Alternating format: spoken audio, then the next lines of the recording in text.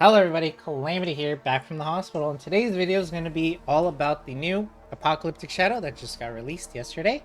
And I've already cleared it all, and I'm going to show you how I did it. Before we begin, let's talk about what blessings there are and the teams that I used. So for the overall effect that we get, it's yet another follow-up attack and super break favoring effect. So it increases the weakness break damage taken by all enemies by 20%, and your follow-up attack damage is increased by a 20% as well. So yeah, follow-up, super break. And also when you break the boss's toughness, everyone gets their ultimate and you get all of your skill points back. So we've had that effect before, nothing new here. And I don't know about you guys, but I'm really tired of super break and follow-up at this point. But it fits the theme of the characters they've been releasing, so you know, it is what it is kind of thing. And for the first half, we do have Kafka. If you did the previous Apocalyptic Shadow, you should be familiar with how this fight works. It's exactly the same. Node 2 is going to be the Sunday weekly fight. This one is going to be a little bit different, but you know, we'll get to it and I'll explain how it works. I did my follow-up team on the first half, and then I did my super break team on the second half plus Acheron. You don't have to do what I did. These are just some ideas for teams that could clear it if you want. It's up to you, whatever your account has. Obviously, other characters are going to have a much easier time. Like Firefly, Lingsha, for example, Rappa, if you pulled for her, all gonna have a much easier time than I did.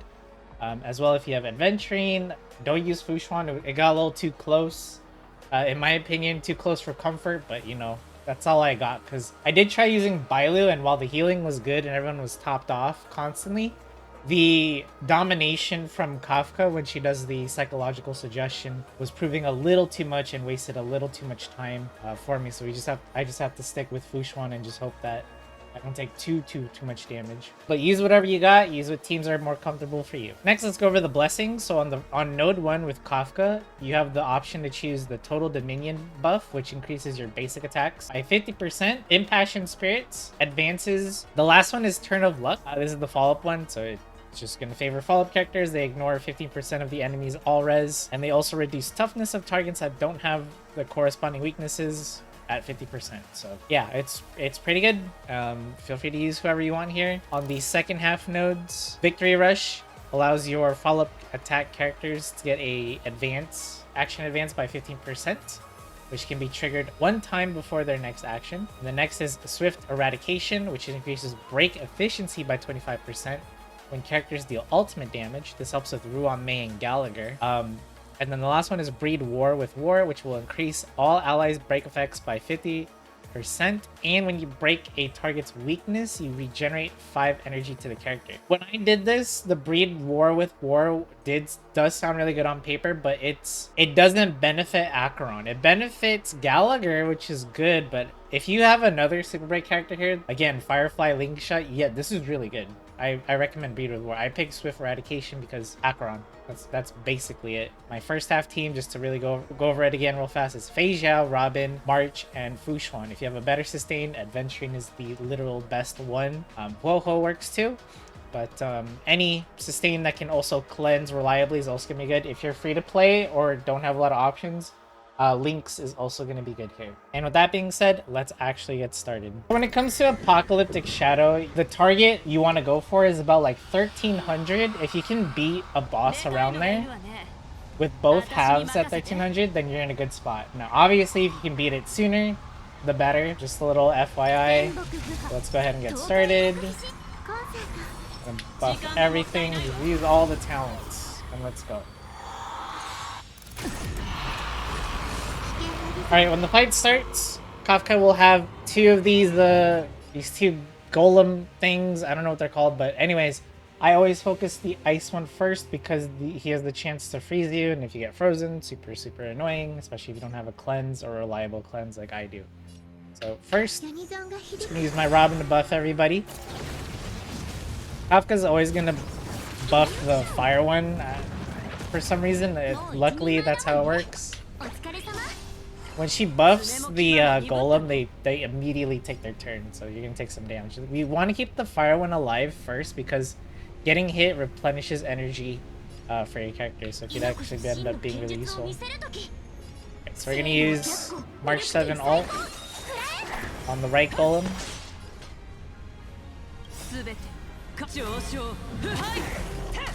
Gonna go ahead and just break that toughness as soon as possible.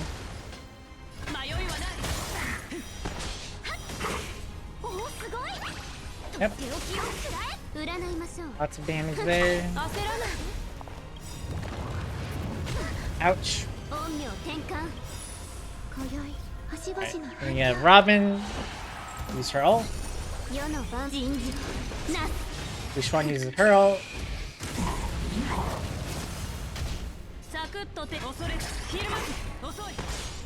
That's enough to kill.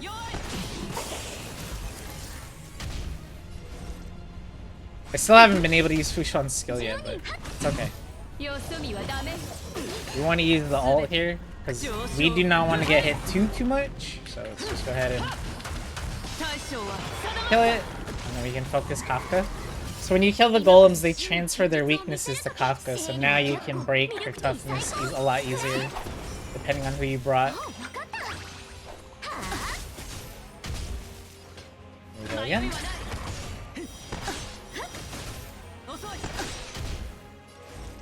Go ahead and give... There we go, I finally used the skill.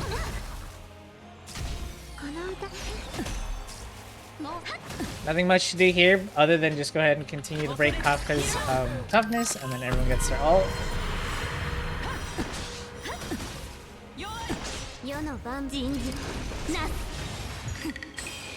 So the really cool thing about Feijiao is when she gets her energy refilled, she does get her ult twice, giving her a huge advantage over everybody else. Like, these sorts of effects really benefit her a lot. And with that, we can go ahead and move on to phase 2. This is the scarier phase. Because that dinosaur, that one hurts. But just like before, we want to focus the dinosaur on the right.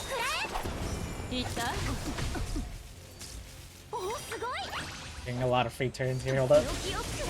There we go. Right, so again, we just once you break the toughness of this thing, it gets a lot weaker and easier to kill. So we're just gonna do that. Like so.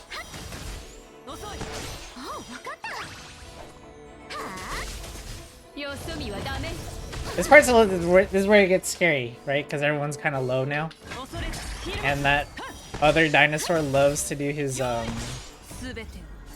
fire attack. So let's go ahead and just kill this.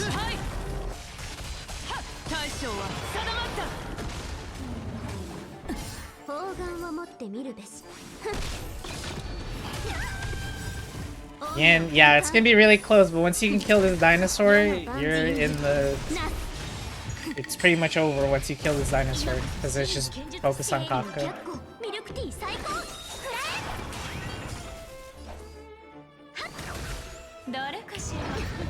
Alright, there's the psychological suggestion. So if you can see, if you fought this before, you know what it does, but for those that don't know, there's a little spider thing added to the turn order. Once that thing comes up, 2 of your characters are going to get dominated. You can see the target, so it's going to be Feijiao and Fushuan are going to get targeted by the psychological suggestion, and they'll get dominated, and you'll lose the ability to control them for like 2 turns, and it's a huge time waste. Like, if that happens to you, you're better off resetting. Honestly, just reset. It's really bad, and you lose so much time.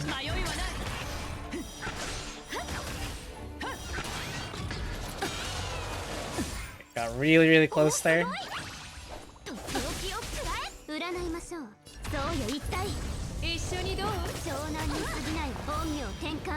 Really close with Feijiao's HP. You just gotta break. Just gotta break Kafka's toughness, and that's it. Go ahead. Remember, she's gonna get her ult back.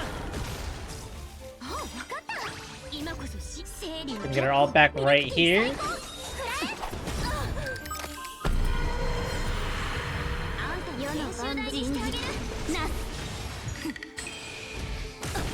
And we just use everyone's ults here, and it's pretty much over. We didn't get a bad score either. We just gotta do this again. Yeah, GG. Feijiao making it look easy. And that is the first half. Good score. Could have been better, could have been worse. Just how it is. I think that's a good score though. So we want to know too. Right, so this is the Sunday fight, which you might be familiar with because of the story. But it does work a little bit different. And we'll talk about it once we get in there. Use everybody's talents. And let's head inside.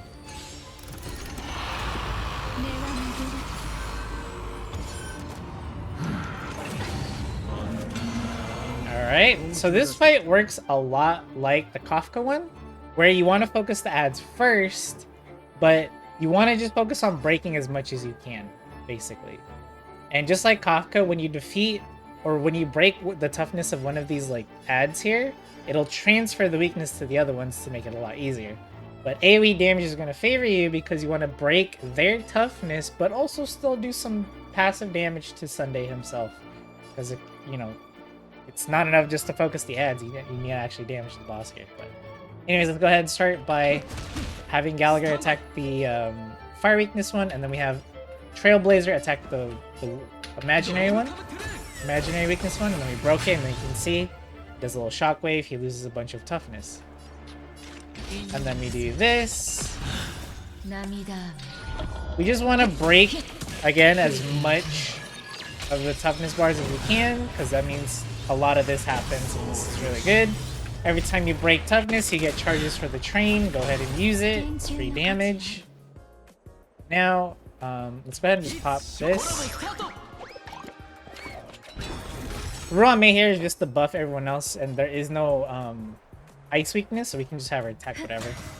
Just make sure her ultimate is ready to go.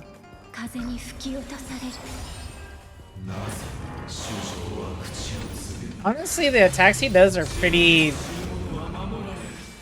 forgettable. Like, I don't know, I just didn't find it hard to like survive it. It's just more about killing the boss faster, so you can get a good score here. But anyways, we're gonna go ahead and just, it doesn't matter which one we hit now, because as you can see, because we broke all of their toughnesses, they're weak to everything now. So now we're just gonna have Gallagher hit any, doesn't matter, because we're gonna use the ult right after.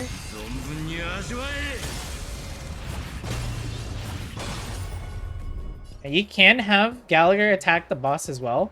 In fact, I'd suggest it because just more toughness damage on it. But and then we can have Trailblazer break the rest. It's really close already. This is pretty good pace. That's a little unfortunate. Again, cleanse is going to be really useful here because of that constant sleep. So hopefully my Gallagher has a cleanse. We're gonna do just that. Go ahead and just keep breaking more toughness. Almost.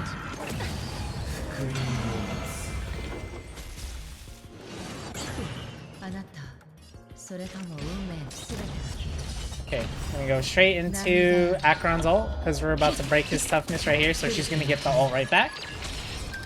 Really good for us.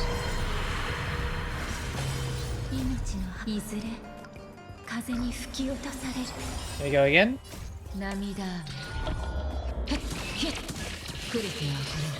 But she's doing pretty good damage despite not having the Hility on the team, thanks to Ruan Mei. Go ahead and use Gallagher.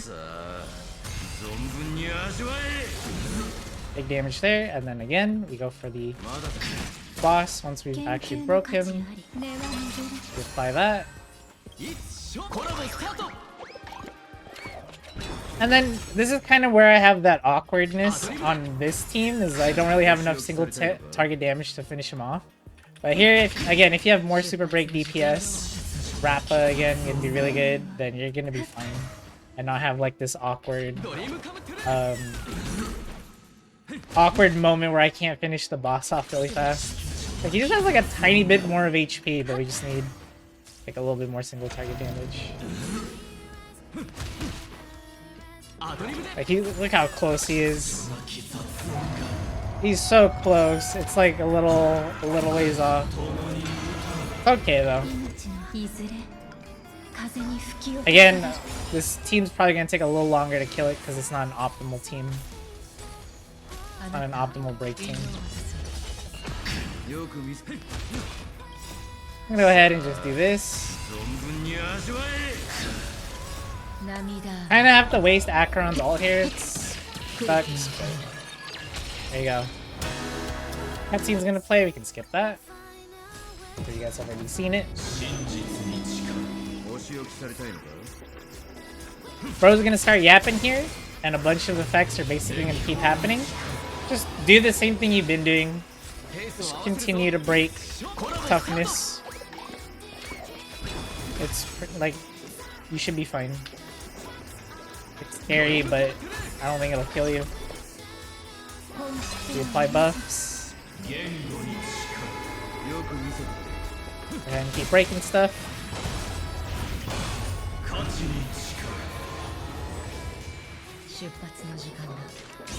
And just keep breaking everything.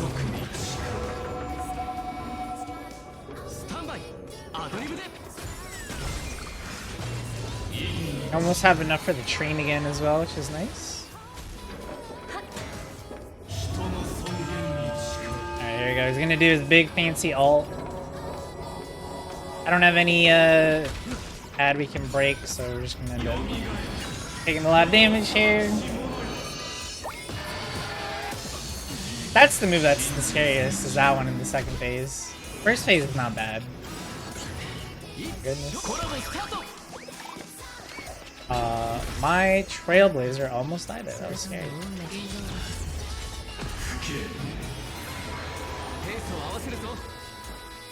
Again, once the toughness resets, that's when we focus on a different target. Go ahead and use the train.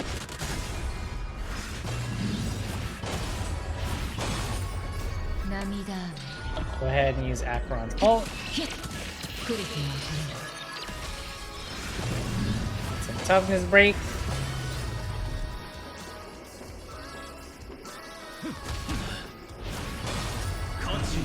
Gonna wait for the toughness to come back. There we go. Then we do out Gallagher's ult. Look how look how close so many of them are.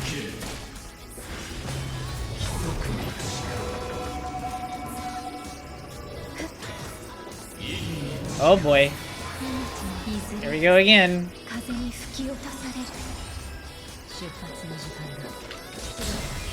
Break two of them. Look how close that is. Ooh. Save me. There we go. Ruan may ult first, and then Acheron.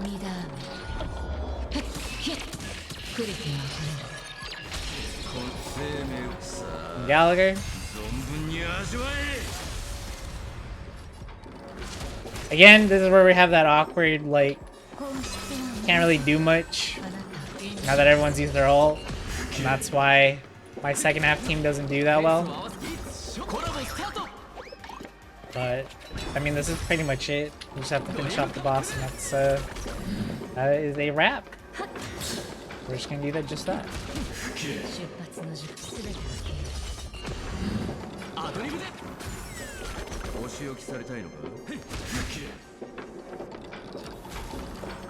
Thank you, Ruan Mei, for buying us a little bit more time.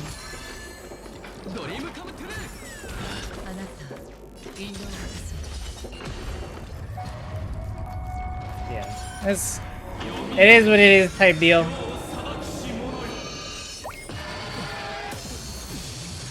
Again, if you have a better team, you're absolutely chilling right now because you have a lot more damage and a lot easier time.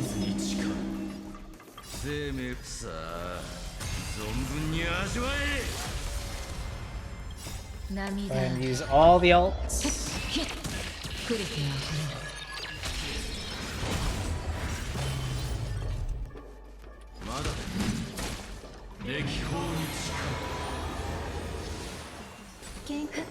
And that's why we wanted to buy ourselves a lot of time from our second half team.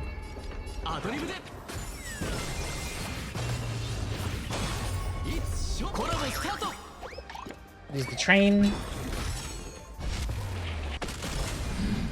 Imagine if the train could super break. That'd be great. Again, if you have a regular super break DPS, this part is a lot easier for you.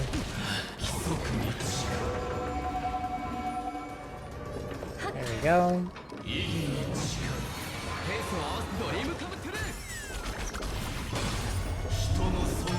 Oh, so low, come on. Oh my, really? It's so low. Just let me finish this. Alright, there you go. He's dead. That is not the best score and not the best run, but hey, I got the required points and we 3-starred the thing again. So that's all that matters to me. Let's get out of here and I'll show you my character builds. They have not changed since last time, but just in case you didn't see the first video, all good. Let's go ahead and go to character details. So Fei Zhao, signature light cone level 80, traces maxed out except her normal attack. Relic, she has the for the planet set Duran, and for the not planet set, it's the Wind Soaring Valorous one. And of course, we built her for DPS, so that includes speed, crit rate, crit damage, wherever possible. Crit rate, crit damage, attack speed. There we go. I got attack percentage boots because I'm happy with her speed. Then we got some wind damage boosting sphere, and then the rope is attack percentage. Her speed is currently at 141 despite not having speed boots, which is honestly good enough for me. She's at E0. Next up is Robin, 80.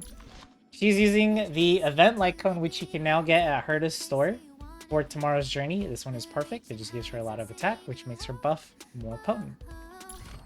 Her traces are maxed out. Relic, she's doing 2-piece Messenger, 2-piece Musketeer for a nice combo of attack and speed, which she needs.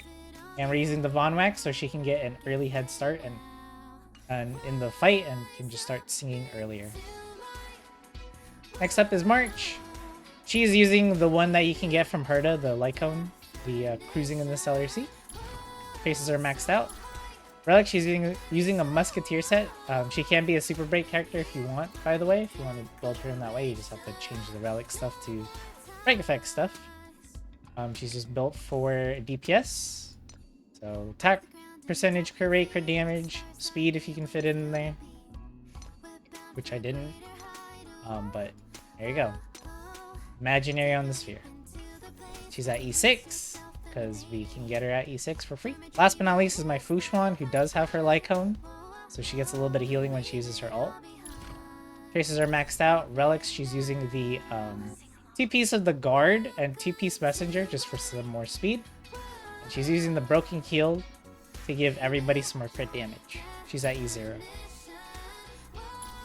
Now for the Super Break team, my Gallagher is using the Abundance 3-star light cone. Anybody can get this, and it's at super position 5. He gets a nice little advance forward every time he does his basic attack. Traces are mostly maxed out. Maybe like a level or 2 off, but that's okay. Relics are 2-piece Messenger and 2-piece Watchmaker, so a little bit of speed and a little bit of break effect. And he's using the Von Wax planet set as well for a huge speed boost at the start, and he can immediately just start building up his ult and regenerating a lot of skill points. He also gets some energy recharge, which is nice. My Gallagher is at E6. Next is Trailblazer, who's using the Dance Dance Dance light cone, only at super in position 1. Maxed out traces. He's using the Watchmaker Relic set, as well as Talia Kingdom of Banditry planet set, built around speed and break effect, where we could fit it. Wow, this isn't even leveled. What am I doing? Anywho, speed on the boots. Then, just for the sphere, HP percentage or defense. Break effect on the rope though. And then for the chest piece, also HP or defense as well for the main stat. Because you can't get break effect on chest, and we don't really care too much about substats. But if you can get something with speed, and break effect on the substats, that's good. Whichever one has better substats, right? A lot of speed on this on these gloves and stuff. He's sitting at 155 speed, but we can definitely get more with some better rolls. And obviously he's at E6. Next up is Ruan Mei. She's using the Memories of the Past light cone. There's a 3-star version of this light cone, which you can also use as well. Traces are maxed out. Relic, she's using 2-piece of the Messenger, 2-piece of the Watchmaker for some break effect and a little bit of speed. Kingdom of Banditry for a little bit more break effect as well. But you don't have to actually use this set if you don't want to. You can also use... Yeah, some people use Broken Keel depending on who you're using her with. Because she's in a Super Break team, not really going to get that much value. You can also give her the Von Wax if you want. I've said this before, but my Ruan Mei is at E1. When I pulled for her on her banner, I did get 2 copies of her in the same 10 pull. I'm not trying to brag, it's just how it happened. And she's providing a lot more value than other Ruan Meis that you might see on other guides. Last but not least is Acheron. Signature Light Cone. Race is maxed out except normal attack. She's using the Izumo and Pioneer relic sets, and she's just built for DPS, so that's why she's not really made for for Super Break. But yeah, she's got speed, crit damage, crit rate, attack percentage wherever it fit, crit rate on the chest piece, speed on the boots, lightning damage boost sphere, and of course an attack percentage rope. And that is it for my characters, and that was it for this Apocalyptic Shadow run. Like I said in the beginning, I am very tired of Super Break and Follow-Up Attack being the flavor of the rest of the year, it feels like. And hopefully once 3.0 rolls around, we have a new damage archetype that we can play with, because yeah, this stuff gets pretty annoying and pretty tedious if you ask me, but that's just my 2 cents. Thank you for watching, and I'll see you guys in the next video.